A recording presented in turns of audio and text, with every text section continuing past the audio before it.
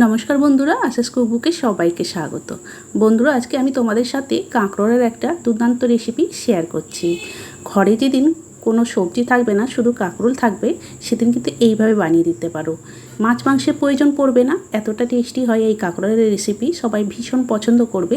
আর এটা শুধু ভাত দিয়ে না, এটা রুটি দিয়েও কিন্তু খেতে খুবই ভালো লাগবে। বানানো ভীষণ সহজ, ঘরে থাকা উপকরণ দিয়েই খুব টেস্টি করে বানিয়ে তোমাদের দেখাবো। খুব সহজভাবেই বানাবো। তাহলে চলো দেখে নেওয়া যাক কী করে এটা বানাচ্ছি। তোমরা কিন্তু অবশ্যই লাইক দিয়ে পুরো ভিডিওটা দেখো, আশা করি তোমাদের ভীষণ ভালো লাগবে। তাহলে চলো এবার শুরু করা যাক। এখানে দেখো আমি 6টা কাঁকরোল নিয়েছি, আর এই 6টা কাঁকরোল দিয়ে আজকে আমি রেসিপিটা বানাচ্ছি। কিন্তু তোমাদের কেমন কতটা লাগবে সেই হিসাবে কিন্তু কাঁকরোলটা নিয়ে নেবে। আমি এখানে 6টা নিয়েছি। এবার এই কাঁকরোলগুলো আগে সবার প্রথমে কেটে নেব। তার জন্য একটা চাকু নিয়ে নিচ্ছি। চাকু নিয়ে দেখো এইভাবে সামনের দিকটা একটু কেটে ফেলে এইরকম গোল গোল করে কাঁকরোলগুলোকে কেটে নিচ্ছি। আর এই কাঁকরোলের রেসিপিটা ভীষণ সুস্বাদু হবে বন্ধুরা।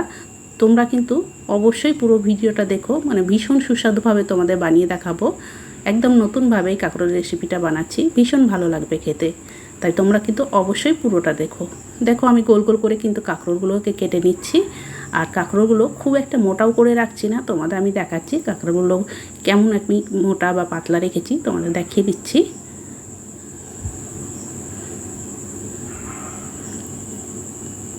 দেখো এই যে দেখতে পাচ্ছ এইরকমভাবে কেটেছি।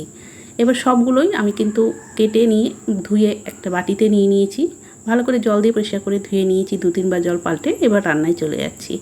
গ্যাস ধরিয়ে একটা কড়াই বসিয়ে দিয়েছি। এবার একখানে দেখো একটা ছোট প্লেটে 1 চামচ মৌরি, 1 চামচ জিরে আর সর্ষেটা নিয়েছি 1/2 চামচ। সর্ষেটা অল্প লাগবে। এবার এগুলো শুকনো কড়াইয়ে দিয়ে আগে একটু নাড়াচাড়া করে এটা ভেজে নিচ্ছি। খুব বেশি ভাজবো না, হালকা একটু ভেজে নেব। এই মশলাটা কিন্তু দিয়ে আমি কাঁকরোলটা রান্না করব, ভীষণ সুস্বাদু হবে খেতে। একদম নতুন ধরনের এই কাঁকরোলের রেসিপি। তোমরা যদি কেউ এভাবে বানিয়ে না খেয়ে থাকো, অবশ্যই কিন্তু একবার বানিয়ে খাওয়ার অনুরোধ রইল। মানে ভীষণ সুস্বাদু হয় খেতে। অল্প একটু ভেজে নিলাম, তারপরে আমি প্লেটে ঢেলে নিয়েছি। ঢেলে নিয়ে এটা একটু ঠান্ডা করে গুঁড়ো করে নিতে হবে। এবার এটা আমি সাইডে সরিয়ে রেখে দিচ্ছি। এবার কড়াইয়ের মধ্যে দিয়ে দিচ্ছি সর্ষের তেল। কিছুটা সর্ষের তেল দিয়ে দিলাম। এটা সর্ষের তেলেই বেশি ভালো লাগবে খেতে। তেলটা খুন্তি দিয়ে চারিপাশে ছড়িয়ে দিলাম। তেলটাকে ভালো করে গরম করে নিয়েছি।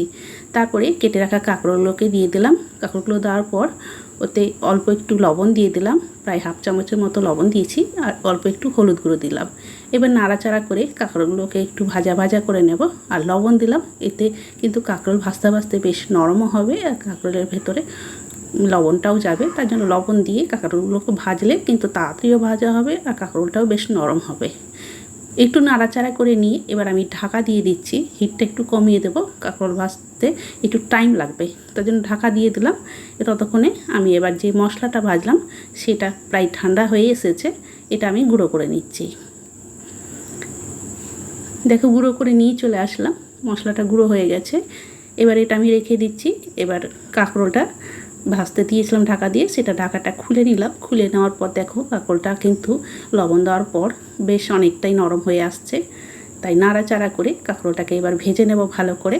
আর এইভাবে নাড়াচাড়া করে একটু চারিপাশে এইভাবে ছড়িয়ে দেবো, যাতে সব কাঁকরোলগুলো ভালো করে ভাজা হয়। তাই কিছুক্ষণ পর পর নাড়াচাড়া করে কাঁকরোলগুলোকে খুব ভালো করে ভেজে নিতে হবে।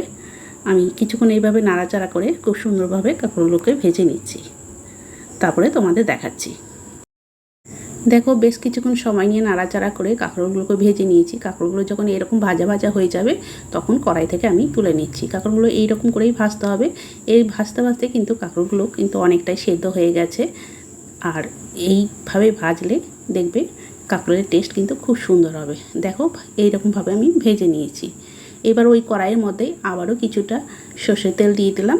এবার তেলটা যেই গরম হয়ে যাবে, তারপরে ওর মধ্যে আমি দিয়ে দিচ্ছি এখানে দেখো এখানে আমি নিয়ে নিয়েছি 4টে মিডিয়াম সাইজের পেঁয়াজ। পেঁয়াজটা এই কাঁকরোলের রেসিপিতে একটু বেশি লাগবে, তার জন্য আমি মিডিয়াম সাইজের 4টে পেঁয়াজ নিয়েছি। তেলের মধ্যে দিয়ে প্রথমে একটু নাড়াচাড়া করে নিচ্ছি। খুব একটা বেশি ভাজবো না, হালকা একটু ভাজবো, যাতে পেঁয়াজটা একটু নরম হয়। তাই অল্প একটু নাড়াচাড়া করে এভাবে পেঁয়াজটাকে ভেজে নিচ্ছি। আজকের এই কাঁকরোলের রেসিপি অত্যন্ত সুস্বাদু হবে বন্ধুরা। এইভাবে বানালে দেখবে আর কিছু লাগবে না, শুধু এটা দিয়েই কিন্তু রুটি খেলে ভালো মতো রুটি খেয়ে নেবে সবাই। আর ভাত যেটাই খাও খুব সুন্দর কিন্তু সবাই খেয়ে নেবে, ভীষণ পছন্দ করবে সবাই, ভীষণ সুস্বাদু হয় এই কাঁকরোলের রেসিপিটা। দেখো পেঁয়াজটা কিছুক্ষণ ভেজে নিয়েছি, তারপরে দিয়ে দিলাম 1 চামচ রসুন বাটা আর 1/2 চামচ দিয়ে দিলাম আদা বাটা। এবার নাড়াচাড়া করে আর একটু আদা রসুনটা ভেজে নিচ্ছি যাতে কাঁচা গন্ধ না থাকে, তার জন্য এইভাবে একটু নাড়াচাড়া করে আদা রসুনটা ভাজা ভাজা করে নিতে হবে। গ্যাসের হিটটা কিন্তু লোই রেখেছি, লোই হিটে রেখেই বেশ নাড়াচাড়া করে আদা রসুনটা একটু ভাজা ভাজা করে নিলাম। আর এইভাবে কিন্তু অল্প তেলেই তোমাদের রান্না করে দেখাচ্ছি, এই অল্প তেলে কিন্তু ভীষণ সুস্বাদু হবে। দেখো আদা রসুনের কাঁচা গন্ধটা প্রায় চলে গেছে, তখন আমি এর মধ্যে দিয়ে দিচ্ছি যে মশলাটা গুঁড়ো করলাম ভাজা মশলা, সেই ভাজা মশলাটা দিয়ে দিলাম। দেওয়ার পর ওতে এবার দিয়ে দিচ্ছি 1/2 চামচ লাল লঙ্কার গুঁড়ো আর 1/2 চামচ দিয়ে দিলাম হলুদ গুঁড়ো।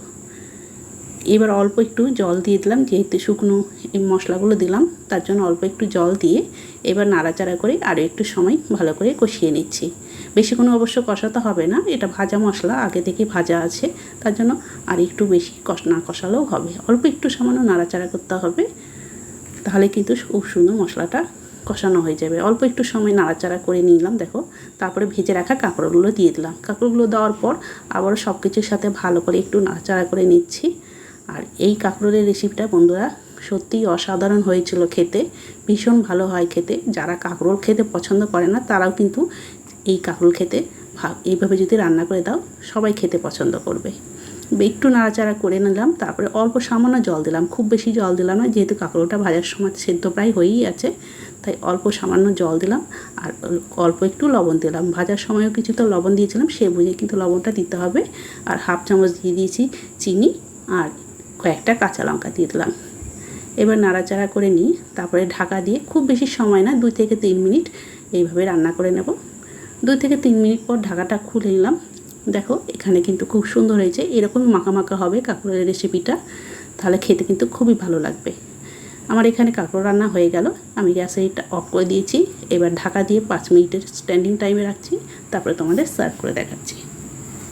দেখো কতটা লোভনীয় হয়েছে, ভীষণ সুস্বাদু হয় খেতে, যেমন দেখতে লোভনীয় হয়েছে খেতেও কিন্তু অত্যন্ত সুস্বাদু হয়েছিল।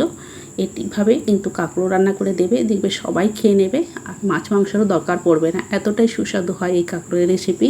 পুরো নতুন ধরনের এই কাঁকরোলের রেসিপিটা তোমাদের বানিয়ে দেখালাম, তোমাদের কেমন লাগলো অবশ্যই কিন্তু কমেন্ট করে জানাবে। আর যদি ভালো লেগে থাকে বন্ধু ফ্যামিলির সাথে বেশি করে শেয়ার করে দেওয়ার অনুরোধ রইল। আর যদি কেউ এখনও লাইক দিয়ে না থাকো অবশ্যই কিন্তু একটা করে লাইক দেবে। আর যদি কেউ নতুন হয়ে থাকো চ্যানেলটিকে অবশ্যই কিন্তু তোমরা সাবস্ক্রাইব করে রেখো। তাহলে বন্ধুরা আজকের মতো আমি এখানে শেষ করছি, আবার একটা নতুন রেসিপি নিয়ে চলে আসবো। সবাই ভালো থেকো, সুস্থ থেকো, সবাইকে অনেক অনেক ধন্যবাদ জানিয়ে আজকে আমি এখানেই শেষ করলাম।